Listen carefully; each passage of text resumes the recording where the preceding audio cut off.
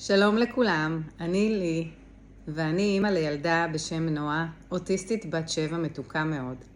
יש לי עמותה של ילדים עם צרכים מיוחדים, שבעצם נותנת מסגרת של פנאי וקידום אישי בקבוצות קטנות ומותאמות.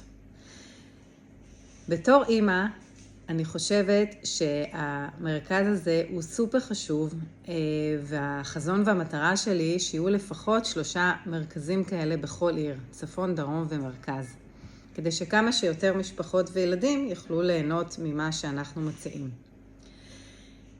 לאחרונה, ב3 חודשים האחרונים, מגיעים אלינו גם ילדים מהצפון ומהדרום, משפחות שלמות שבעצם מקבלים מענה ותמיכה יומיומית אצלנו בעמותה. החלום שלי הוא בעצם ליצור ולייצר עולם טוב יותר לאוטיסטים ובכלל צרכים מיוחדים, שיותר יקבלו, שיותר יראו, שיותר יכילו, ושבכלל ידעו מה זה. כי בעצם אוטיזם זה לקות שקופה, לקות שאינה נראית כביכול, אבל היא מלווה בהמון קשיים וברצף מאוד מאוד גדול.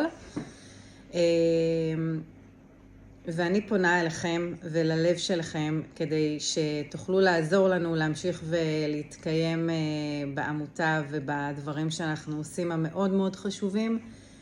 מתי שאין מסגרת אנחנו נותנים מענה, אם זה חוג, אם זה קייטנה, אם זה סדנה, אם זה הדרכה, אם זה קורס או כל דבר אחר כזה ואחר. כל תרומה בכל סכום. הפרטים